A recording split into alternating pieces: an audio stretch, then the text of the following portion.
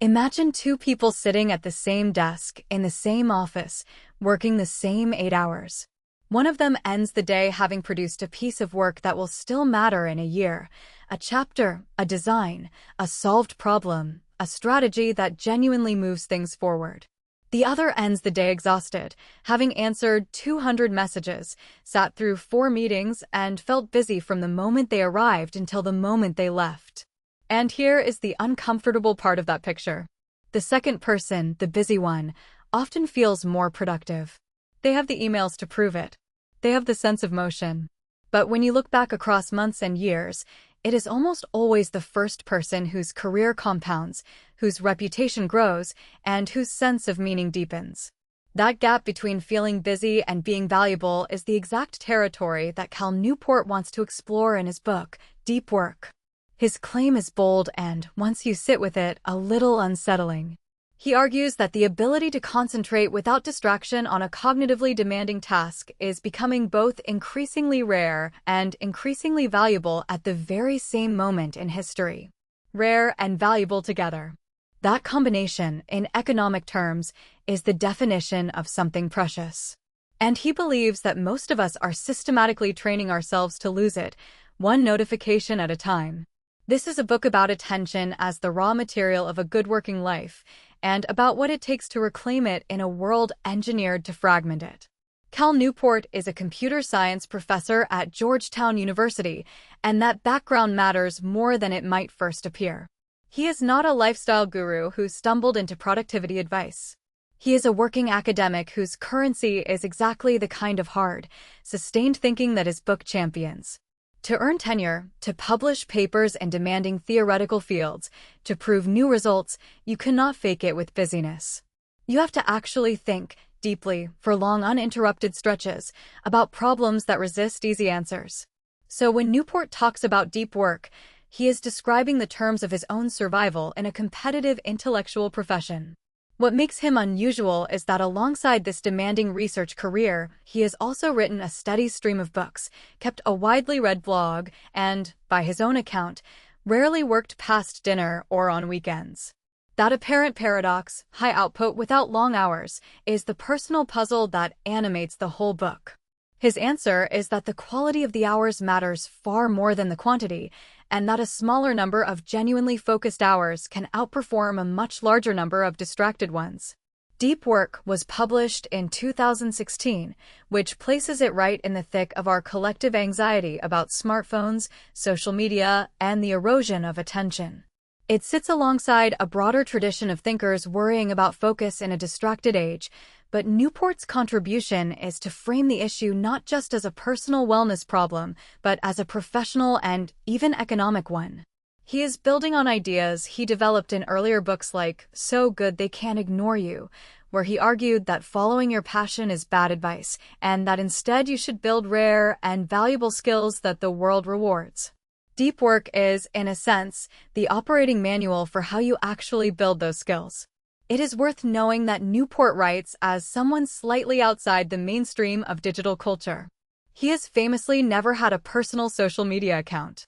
This gives his argument a certain purity, though it also invites the fair criticism that his prescriptions can feel easier to follow from the relatively autonomous perch of a tenured professor than from the seat of someone in a role built around constant responsiveness. We will come back to that tension, because it is one of the honest limits of the book. The conceptual spine of the entire book is a distinction between two types of effort, and everything else hangs off it. The first is what Newport calls deep work. This is professional activity performed in a state of distraction-free concentration that pushes your cognitive capabilities to their limit. These efforts create new value, they improve your skill, and crucially, they are hard to replicate. The mental strain is the point. It is the strain that stretches your abilities and produces work that other people cannot easily reproduce. The second type he calls shallow work. This is the non-cognitively demanding, logistical-style task, often performed while distracted, that does not create much new value and is easy to replicate. Answering routine email, sitting in status meetings, formatting documents, shuffling information from one place to another. Shallow work is not evil, and it is not entirely avoidable. Much of it is genuinely necessary to keep an organization running. But Newport's core worry is that shallow work has quietly expanded to fill nearly the whole of the modern workday, crowding out the deep work almost entirely, and doing so without anyone deciding that this is what should happen. It simply happens by default because shallow work is easy, it feels productive, and it is rewarded in the moment. Once you have this distinction, you start to see it everywhere in your own life. You begin to notice how many of your hours are spent in a state of continuous partial attention, glancing at a screen, reacting to inputs, never fully submerged in anything. And you begin to notice how rare it has become to spend even 90 uninterrupted minutes on a single hard problem. Newport wants us to treat that submerged state, that full concentration, as a skill to be cultivated rather than a luxury we occasionally stumble into on a quiet afternoon. He frames the argument in terms of a formula he offers almost as a provocation. High-quality work produced, he suggests, is a function of the time you spend multiplied by the intensity of your focus. Two people who put in the same hours can produce wildly different results depending on how intensely they concentrate. And intensity of focus, he insists, is trainable. You can get better at going deep, the same way you can get stronger by lifting heavier weights. That reframing is liberating because it means the advantage is not reserved for a lucky few who were born able to concentrate. It is available to anyone willing to practice. Newport's argument for why deep work is becoming more valuable rests on his reading of the modern economy. He points to a world increasingly shaped by intelligent machines, global competition, and winner-take-all dynamics. In such a world, he argues, three groups will thrive. The first are those who can work creatively with intelligent machines, meaning people who can master complex tools and technologies rather than merely use them at a surface level. The second are the superstars in any field, because when work can be distributed digitally, the very best performer in a given niche can serve a global market, and there is often little reason to hire the second best. The third group are those with access to capital, which is a different lever entirely. For the rest of us, who do not simply own the machines, the path to thriving runs through the first two groups, and both of them, Newport argues, depend on the same underlying capacity. To thrive, you must be able to quickly master hard things, and you must be able to produce at an elite level in terms of both quality and speed. Both of these abilities, he claims, depend directly on your capacity for deep work. The reasoning about mastering hard things draws on ideas about deliberate practice, the notion developed in the study of expert performers that you improve at complex skills by stretching just beyond your current ability, with intense focus, and with feedback that tells you where you fall short. Deliberate practice, by its nature, cannot be done in a distracted state. It requires exactly the kind of concentration that deep work describes.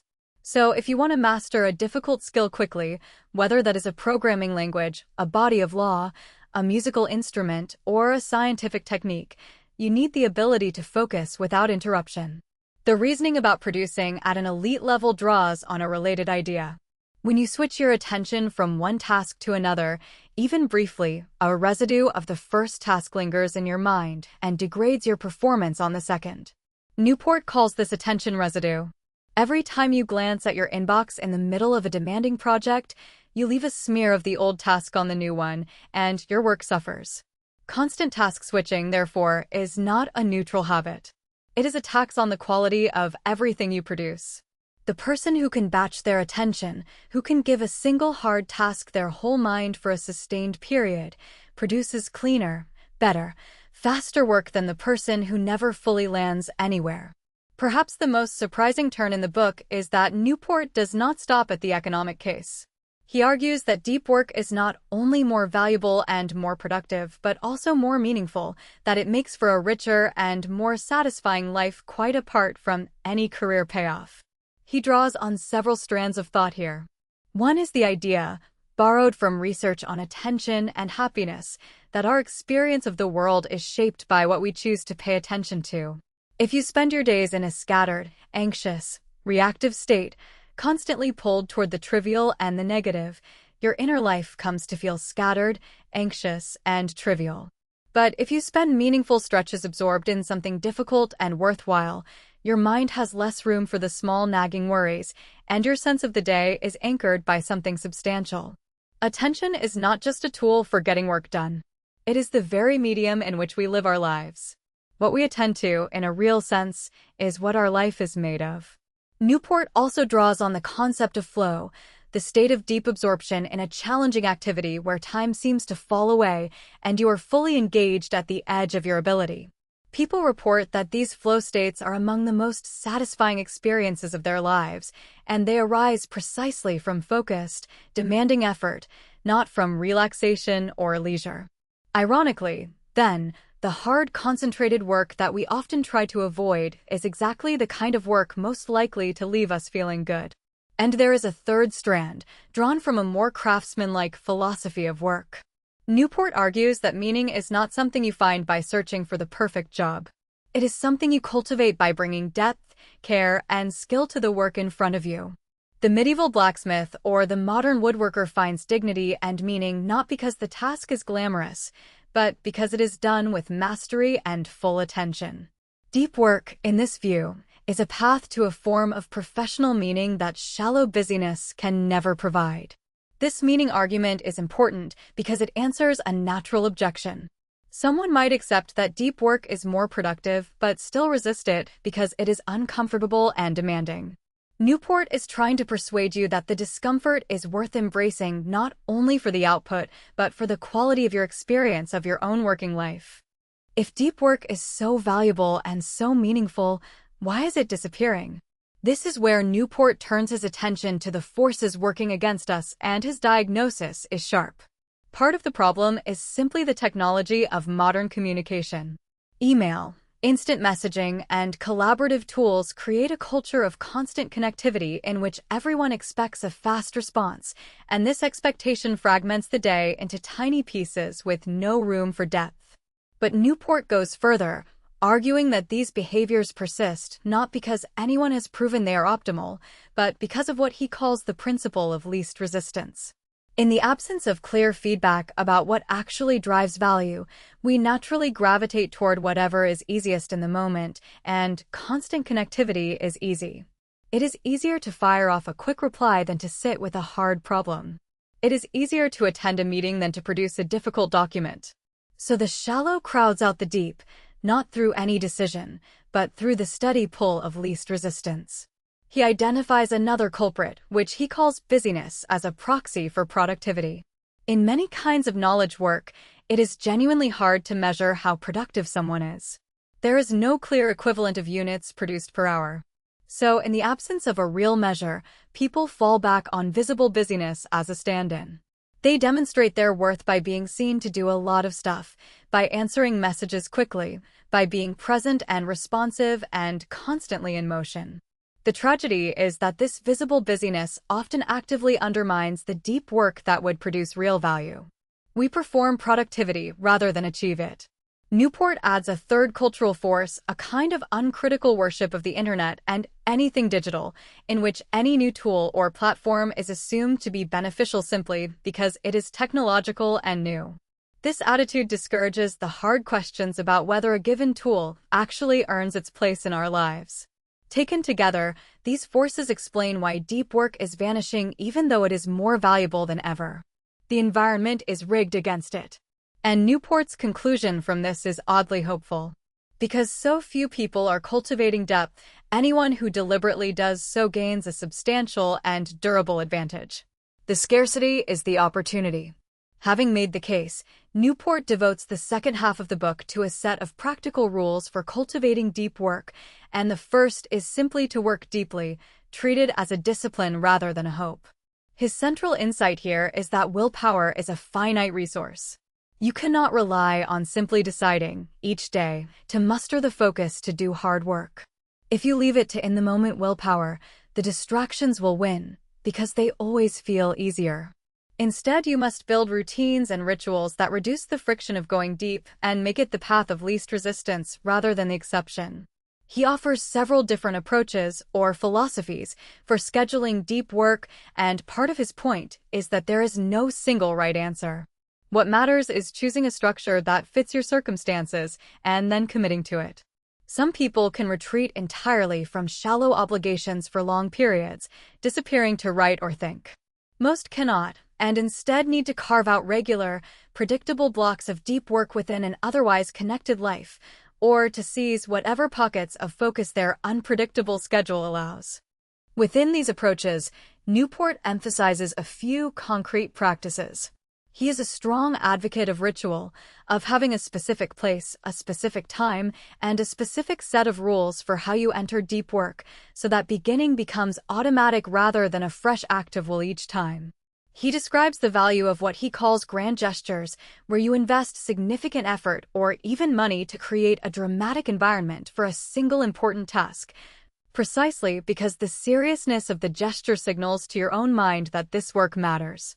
He also stresses that deep work should be scheduled and quantified, that you should actually track the hours you spend in a genuinely focused state, because what gets measured gets attention. And he introduces a discipline of shutting down completely at the end of the workday, with a clear ritual that signals work is done, so that your mind can rest and recover rather than churning through unfinished tasks all evening. This shutdown ritual matters because deep work is mentally exhausting, and the capacity for it is limited each day. Even the most disciplined practitioners, he notes, can sustain only a few hours of true deep work per day. Rest is therefore not the enemy of deep work, but its necessary counterpart. The evening walk, the full night's sleep, the deliberate disconnection, all of these replenish the very capacity that tomorrow's deep work will draw upon. The second rule is one of the most counterintuitive, and I think one of the most important. Newport argues that you must embrace boredom, by which he means that you must train your brain to tolerate the absence of stimulation. His reasoning is that concentration is like a muscle, and that if you constantly relieve every moment of boredom by reaching for your phone, you are effectively training your brain to be unable to tolerate the absence of novelty. Every time you stand in a line and immediately pull out your phone, every time you feel a flicker of understimulation and instantly reach for something to fill it, you are teaching your mind that it should never have to sit with even a moment of nothing. And a mind trained that way, a mind that panics at the first hint of boredom, simply cannot sustain the prolonged concentration that deep work requires. You cannot expect to spend most of your waking life in a state of frantic distraction and then flip a switch into deep focus when you sit down at your desk. The habit of distraction leaks into everything. His prescription is a kind of mental fitness training. He suggests scheduling in advance the periods when you will allow yourself distraction, and then, outside those periods, resisting it entirely, even when you are bored, even when you are waiting, even when there is nothing pressing to do. The point is not to eliminate distraction from your life, but to break the reflex that reaches for stimulation the instant a dull moment appears. He also offers more structured exercises, such as taking a hard problem and deliberately working on it during a walk or a run, holding the problem in your mind and pushing your thinking forward without any external aid, a practice he calls productive meditation. The difficulty of holding a single line of thought while your mind wants to wander is exactly the difficulty that strengthens your concentration. Over time, these practices rebuild the capacity for sustained attention that constant connectivity has eroded. The larger message here is that your ability to concentrate is not fixed. It is shaped, for better or worse, by the habits of your entire life, and if you want to be capable of depth in your work, you have to protect your capacity for depth in the rest of your life too. The third rule is the one that draws the most attention, and it is often summarized, somewhat misleadingly, as quit social media. Newport's actual argument is more nuanced and more interesting than a simple ban. He is critiquing what he calls the any-benefit mindset, the way most of us decide to use a tool. Under this mindset, we justify using a network tool if we can identify any possible benefit from it, or any chance we might miss something by not using it. The problem is that almost any tool can offer some benefit, so this standard justifies using everything, and the cumulative cost of all these tools on our time and attention is enormous and rarely counted. Against this, he proposes what he calls the craftsman approach to tool selection. A craftsman, he points out, does not adopt a tool just because it might help in some way.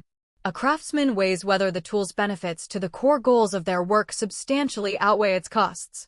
You identify the things that matter most in your professional and personal life, and then you adopt a tool only if its positive impact on those things clearly outweighs its negatives. Applied to social media and similar attention fragmenting services, this standard is demanding, and Newport suspects that many of these tools will fail it for many people. His argument is not that these platforms have no value. It is that their value is usually small and diffuse, while their cost, in terms of the fragmented attention and the trained-in craving for distraction they produce, is large and hidden. He suggests a practical experiment. Quit these tools for 30 days, without announcing it, and then afterward honestly ask 2 questions. Would the last 30 days have been notably better if I had been using this service? And did people actually care that I was not using it? For a great many people and a great many tools, he predicts, the honest answers reveal that the tool was contributing far less than we assumed. The deeper point is about intentionality. The alternative to the any-benefit mindset is not necessarily a monk-like rejection of all technology, but a deliberate, values-driven curation of the tools you let into your life, judged by whether they genuinely serve what you most care about. It is worth saying that this chapter has aged in interesting ways, because for many people social media is now genuinely intertwined with their professional identity or their livelihood, which complicates the calculus. But even then, Newport's core question stands. Are you using these tools deliberately in service of your real goals, or are you being used by them? The fourth and final rule addresses the shallow work that fills so much of our time, and here Newport is refreshingly practical. He does not claim you can eliminate shallow work entirely. Some of it is necessary. His goal is to shrink it, to contain it, and to be honest about how little of it actually matters. One of his central techniques is to schedule every minute of your day. Not because the schedule is sacred and unchangeable, but because the act of deciding in advance how you will spend your time forces you to be intentional and reveals just how much of the day you would otherwise fritter away on autopilot. When the schedule gets disrupted, as it always does, you simply rewrite it. The value is in the constant practice of asking what is the best use of the time remaining, rather than passively reacting to whatever lands in front of you. This is not about rigidity. It is about reclaiming authorship over your own hours. He offers another tool that I find genuinely clarifying, which is to quantify the depth of every activity by asking how long it would take, in months, to train a smart recent college graduate with no specialized skills to do this task. If the answer is that they could learn it quickly, the task is shallow, and you should be suspicious of how much of your time it consumes. If the answer is that it would take many months or years to build the expertise the task requires, then it is deep, and it deserves protection. This gives you an objective-ish way to audit your own work and notice how much of your day is being eaten by activities that create little lasting value. Newport also encourages fixed schedule productivity, the practice of setting a hard limit on when your workday ends, and then working backward to fit your obligations within it. He describes deciding, for instance, that he simply will not work past a certain hour, and then discovering that this constraint makes him ruthless about protecting his deep work and skeptical of shallow commitments. Scarcity of time forces prioritization. Finally, he addresses email directly, suggesting that we make ourselves harder to reach, that we be more thoughtful and less immediate in our responses, and that we push more of the work of communication back onto the sender rather than accepting it all ourselves. Behind all of these tactics is a single conviction. Your time and attention are finite and precious, and if you do not consciously decide how to spend them, the endless supply of shallow work will happily make that decision for you. If I had to distill this book into the ideas worth carrying with you, I would start with the central claim itself, because everything follows from it. The ability to focus deeply, without distraction, on hard and valuable work is becoming simultaneously more rare and more valuable, and that combination makes it one of the most important skills you can develop in the modern economy. Take that seriously, and much of the rest becomes obvious. The second takeaway is that concentration is a trainable skill, not a fixed trait. You are not simply born with a certain amount of focus. You build it or you erode it through the habits of your daily life, which means the frantic, distracted state so many of us live in is not inevitable. It can be changed with deliberate practice.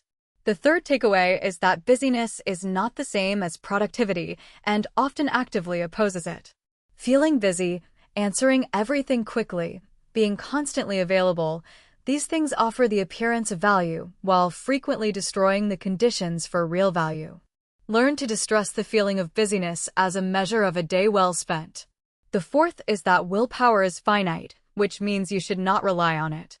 Instead, build rituals, routines, and structures that make deep work the default rather than a heroic exception, and that protect your limited daily reservoir of concentration. The fifth takeaway is that boredom is not something to be relieved, but a capacity to be preserved. Every time you flee from a dull moment into your phone, you weaken the very muscle that deep work depends upon, so learning to sit with understimulation is part of the training. The sixth is to be deliberate about your tools, judging each one by whether it substantially serves what you most care about, rather than adopting everything that offers any conceivable benefit. And the seventh is that meaning, and not just money, is at stake. A life spent in fragmented distraction tends to feel fragmented and anxious, while a life anchored by regular immersion in demanding, worthwhile work tends to feel substantial and satisfying. Attention, in the end, is the medium of our lives, and how we spend it is how we live. It is fair to hold this book at a slight critical distance, even as we take its lessons to heart. Newport writes from a position of unusual autonomy, and not everyone can simply decide to ignore their email or disappear for a week to think. Many jobs are built around responsiveness, and many people cannot restructure their days as freely as a tenured professor can. The honest reader should adapt these ideas to their own constraints rather than treat them as universal commandments, and should notice that the collaborative, communicative side of knowledge work that Newport is sometimes impatient with does create real value too. But even granting all of that, the core insight survives, and I think it survives powerfully. In a world that is engineered, quite deliberately, to fracture your attention into ever smaller pieces and to profit from your distraction, the simple act of reclaiming your capacity to concentrate on something hard and worthwhile has become almost radical. It is a form of quiet resistance, and it is also, Newport argues convincingly, a path to both a more successful and a more meaningful life. What stays with me most from deep work is not any single tactic, but a shift in how I see my own days. It is the recognition that my attention is not an infinite resource to be spent carelessly on whatever shouts loudest, but a finite and precious thing, perhaps the most precious thing I have, and that where I direct it, hour by hour, is quietly composing the person I am becoming and the work I will leave behind. The distractions will always be there, always easy, always waiting. The question Newport leaves us with is whether we will let them decide the shape of our lives, or whether we will do the harder, rarer, more rewarding thing and choose to go deep. That choice is available to you tomorrow morning and the morning after that, and it is, in the end, entirely yours to make.